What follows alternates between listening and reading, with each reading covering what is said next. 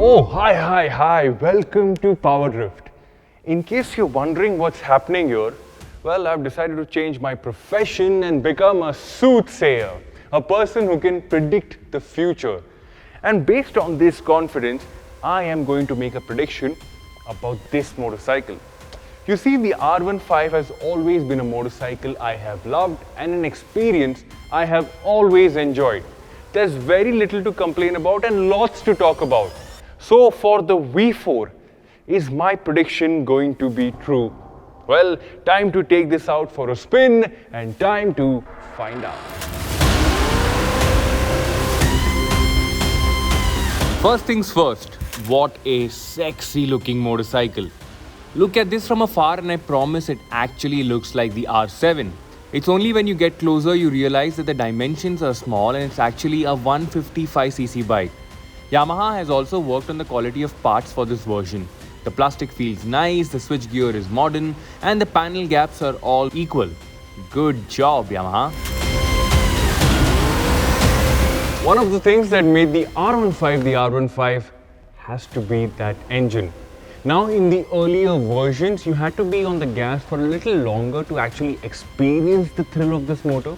But the introduction of VVA technology in the newer versions have solved that problem to quite an extent. Now, in simple words, what it means is that the power band became more accessible, enjoyable, but most importantly, it became usable in this city. And what that also did was made the R15 a little more capable when it came to overtaking, not just in the city, but also on the highway.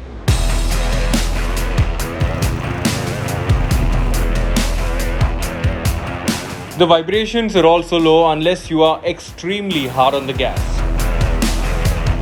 Now, just like other vehicles, BS6 has brought about a change in the power and torque figures plus or minus, but overall, this remains to be one of the most pleasant motorcycles I have ever ridden in my life. Now, if your question is, does the R15 need to do more in terms of performance? I think it absolutely does, because Yamaha are banking on this engine since a very long time, but that comes at a cost, and for now, this is amazing. I love it.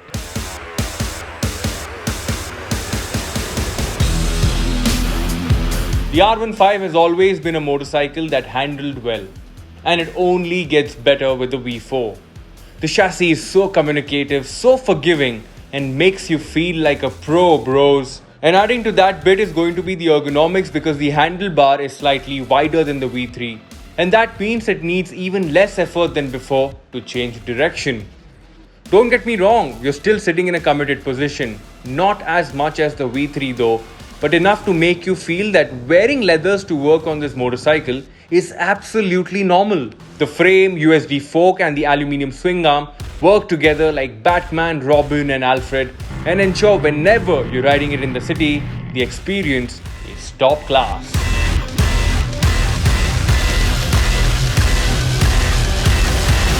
We have cried a lot, we have cribbed a lot. यार सबको मिलता है, हम लोग को क्यों नहीं मिलता है? So Yamaha like इस बार इंडिया को भी मिलेगा, and in version 4 of the R15 you finally see a USD fork. Now, according to engineering, USD fork is going to be better than your standard telescopic fork.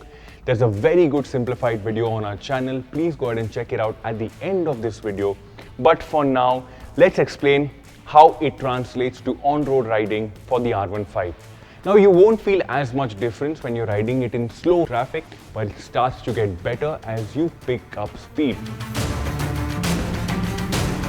So as you pick up speed, the handling becomes that much better. There is so much feedback from the front, but I really feel where the R15 will shine the most is going to be at a racetrack, and that story is also going to come to PowerDrift very soon. Now, the overall setup of the suspension is tuned to be slightly on the firmer side, but the damping of the springs is absolutely amazing. For example, if you go into a pothole too hot, or if you go over a speed breaker at a relatively higher speed, the R15 can absorb all of that very, very easily. And now when you start putting things together like the engine, the chassis, the suspension, that's where the V4 shows its true potential as a proper sports bike. Braking has somewhat been one of the weakest links in the R15 story, and that seems to have not gotten any better with the V4. The brakes still feel soft and lack that initial bite that one would expect from a sports bike. When you grab the lever too hard, the ABS kicks in early, and the pulsing effect that is felt on the lever makes you wish Yamaha did a much better job here. And part of this issue could be the absence of a radial setup. So, R15 V5 then Yamaha?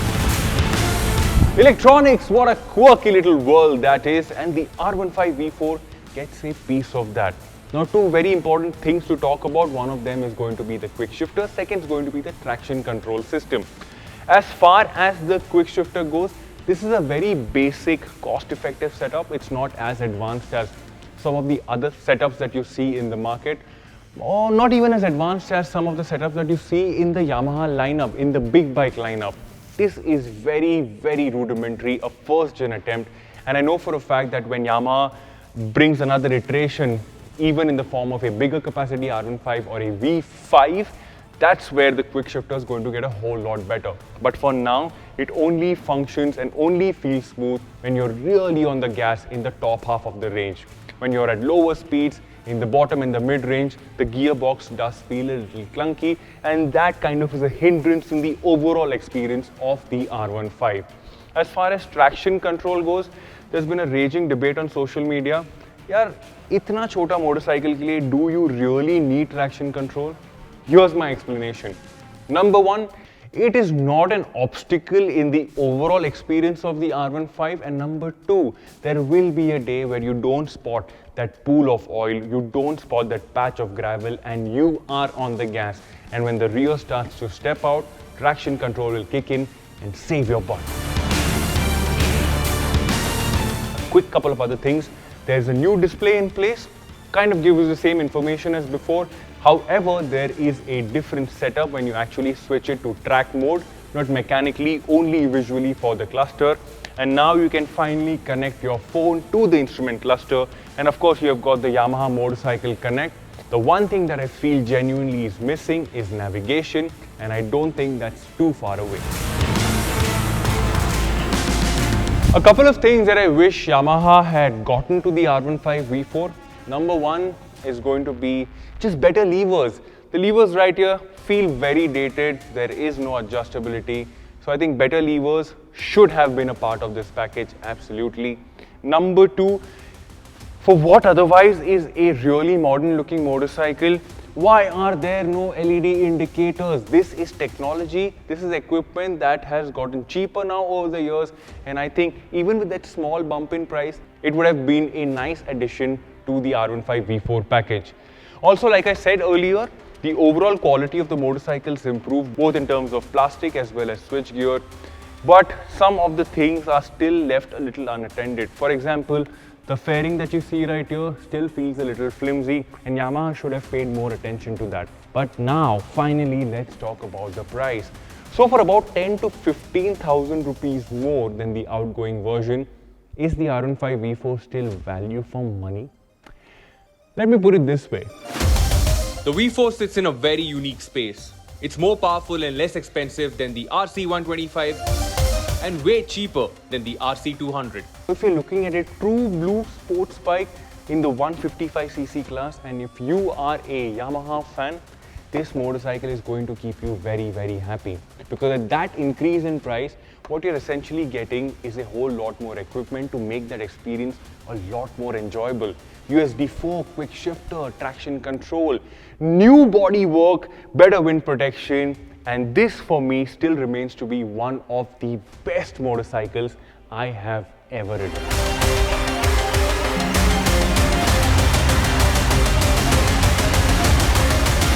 Ta-da!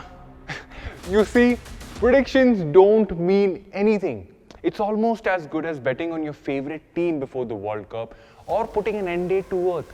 I mean, did the dinosaurs realize that good bright streaks of light will finally put an end to their existence? Point being, the world is gravitating towards electric, and motorcycles like the R15 are hard to come by. Enjoy it while you can, test ride and decide, And if you are that young kid who's looking for their first sport bike, which is relatively easy on the pocket and will make you look like a stud in college, the R15 is the bike for you.